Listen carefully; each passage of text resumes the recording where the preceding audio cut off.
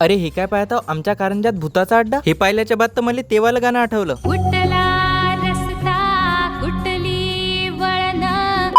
डॉगेश भाईले tata bye bye करून आम्ही दखलो देव्या पाहायला. त्यातनी आम्ही त्या 5 वाजताचं म्हणून 7 वाजता येऊ राहिलं. ते तरी बरं झालं की पोट्ट आलं, नाही तर आज पण देव्या पाहायला जाणं कॅन्सल झालं असतं. सगळ्यात पहिले तर आम्ही घुसलो मार्केटमध्ये. इथलचं झगमग डेकोरेशन पाहून आम्हाला वाटलं इतिसा पण देवी बसली असेल, पण इथे आल्यावर माहित झालं की इतिसा फक्त गरबा सुरू आहे आणि त्याच्यासाठी बी तिकीट लागते म्हणे. तिकीट ऐकून तिथून पहिले तर 10 हात दूर पळालो. म्हटलं पैशासोबत आधीच भांडणं सुरू आहे आपली, त्याच्यापेक्षा आपल्या झाशी की राणी चौकात जाऊ, म्हणजे की आपलं बायपास. इथलची थीम पाहण्यालायक होती राव, कारण की याचं डेकोरेशन एकदम युनिक वाटलं मला. ते एकदम पावनखिंडवाली वाईब आली. बाकी तुम्हाला कसं डेकोरेशन वाटलं ते तुम्ही कमेंट करून सांगा. छत्रपती शिवाजी महाराजाला तलवार देताना वाला कॉन्सेप्ट एकदम भारी वाटला. बायपासची राणी म्हणते भाऊ साधं सुद्धा डेकोरेशन थोडी ना असणार आहे. दुसरी लोकेशन तिथून थोड्याच अंतरावर होती. चला म्हटलं लगेच ते पण पाहून घेऊ. लाइटिंग एवढी होती की दुरून काहीच क्लिअर दिसे नाही. या जागेवर जास्त काही डेकोरेशन केलं नव्हतं तर जास्त काही टाइम लागला नाही. तिथून सरकत तीर निघलो भूतबंगला पाहायसाठी. पण तुम्हाला तर माहित आहे किस्मत असेल गांडू तर काय करल पांडू. एवढी मोठी गर्दी पाहून म्हटलं उद्याचा दिवस तर आपला इतिहास निघून जाईल. आणि आपण कुठचे सेलिब्रिटी तर हाव नाही की आपल्याला VIP एंट्री देऊन देतील. त्याच्यापेक्षा हे बावली पाहून खुश राहू. तुमच्या सगळ्याच्या आशीर्वादाने आणखीन फेमस झालो की पुढच्या वर्षी वापस येऊ. तवा दिली तर दिली VIP एंट्री. छत्रपती शिवाजी महाराजाला मानाचा मुजरा केला आणि सरकतीर टिळक चौकात नाही आलो. इथलची लाइटिंग देवी डेकोरेशन सगळंच पाहण्यालायक होतं. दोन्हीकून 2 हत्ती पण ठेवलेले होते. तिथून थोडंसं चालत गेलं की आणखीन एक देवी होती. काहीतरी युनिक डेकोरेशन म्हटलं की तुमच्या भावाला पाहायला लय मजा येते. पण इथलचं बायपासच्या राणीचं बाहेरचं डेकोरेशन ऑलमोस्ट सेमच होतं. अंदरे आल्यावर एक दादा आणि दीदी भेटले. त्याला भेटून असं वाटलं की चला कारंजात 4 लोक तर वैयक्तिक आपल्याला. जरीही बायपासचं आणि इथलचं बाहेरचं डेकोरेशन ऑलमोस्ट सेमच असेल, पण अंदरचं डेकोरेशन एकदम वेगळं होतं. बाकी तुम्हाला इथलचं डेकोरेशन आवडलं का बायपासचं ते कमेंट करून सांगा. बरं मग आजच्यासाठी एवढं. तेवढं फॉलो नसन केलं तर पटपट फॉलो करून घ्या. चला तर भेटू मग या व्हिडिओच्या पार्ट 2 मध्ये. तेंद्रोकसाठी जय भीम